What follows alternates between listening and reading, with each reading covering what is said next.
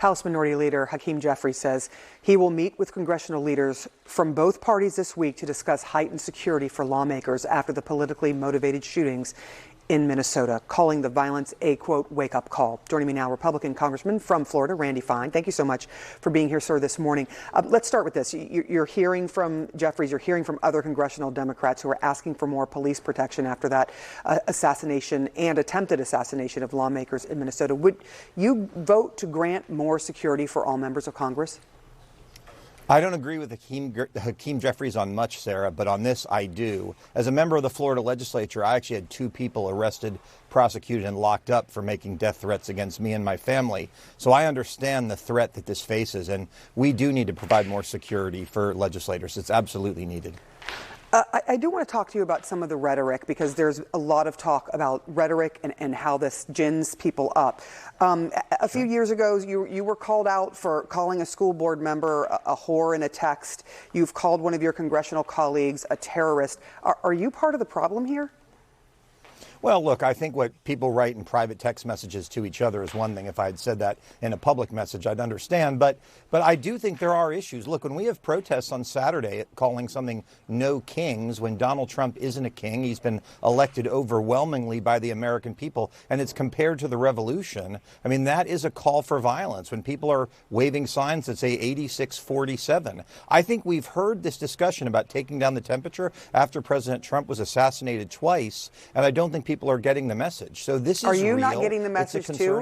To be fair, is it fair to say that the way that you speak to your colleagues, what you say about them, and the fiery rhetoric that you also use is also an issue that you're thinking about maybe changing? It's a fair point, but I think fiery rhetoric is different than a call for violence. Calling evil for what it is, calling danger for what it is acceptable. It's when you cross that line and you say, and that person should be killed. That's never a line that I've crossed, nor do I think it should be done. But we saw that kind of rhetoric just on Saturday at these protests. And I think that is a problem. We've seen it repeatedly with President Trump for years. And I do think it's a problem. And the problem is these people are crazy. This guy in Minnesota, he's going to turn out to be crazy. And when crazy people hear these things, these problems do well up. That's something that the courts will have to determine, obviously, in looking at his history. His friends and family certainly do not think that. Let's talk about this. President Trump is refusing, we're going to move on to Israel, refusing Israel's request, according to our reporting and some of the sources to our reporters. He's refusing a request to assassinate the supreme leader of Iran. Israel said that they had him at some point in their sights, although they are refuting that. In your opinion, was that the right thing to do? President Trump has a lot more information on the situation than I do as a member of Congress, and I trust his judgment implicitly. What I think we need to be doing is taking out Iran's nuclear capabilities, and I hope that in the process of that, the Iranian people, who are a great people, will rise up and make Persia great again. I think that's the right outcome, is that the people in Iran settle their own government issues on their own.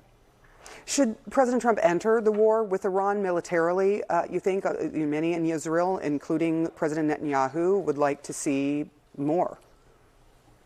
I think if the U.S. has unique capabilities to destroy Iran's nuclear program, I think that we should consider doing that. That does not involve boots on the ground. Israel doesn't have boots on the ground other than special forces. But if some of our aircraft and some of our weapons can be used to end this war quicker and to make sure Iran cannot threaten the United States with a nuclear weapon, I think it's something President Trump should consider. But I know that he will make the right decision for America and put America first.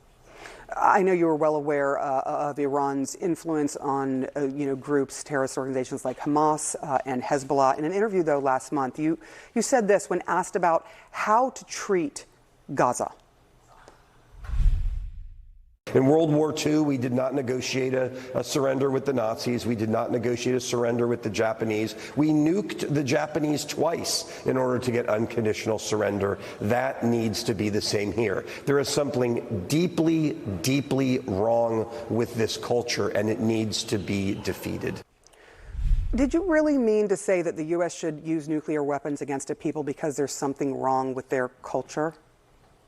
Of course not. What I was saying is that we didn't negotiate with evil in World War II. We defeated the Germans. We defeated the Japanese using any means that were necessary. And the same needs to be done in Gaza. Nuking Gaza would be a terrible idea. The fallout would drift into Israel. It would kill the hostages. The point that I was making was, but you're not worried about it killing, for example, women and children in Gaza who, the innocents?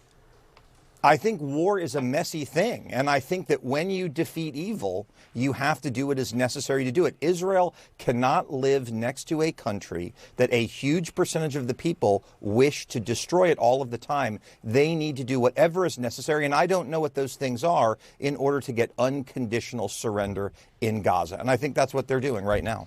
Yeah, you brought up nuking them, though. So no, I didn't bring up. I did not bring up nuking them. You literally I talked about. That's not what I said. No, you said the same thing should be done. In terms of getting, that is taking me out of context. I said, in the same way we did what was necessary to get Japan to unconditionally surrender, they need to do the same thing over there, no matter what that is. I don't know what those tools are, but it took us nuking Japan not once but twice in order to get them to unconditionally surrender, and it's estimated that saved 1 million American lives in the process. My point is, we didn't sit down and go, oh no, civilians might die, let's not get Japan to surrender. I believe the Palestinianism in Gaza is on a level of evil that we saw in Japan and we saw in Germany back in World War II. And I believe Israel needs to do what's necessary to defeat it. And I won't apologize for that.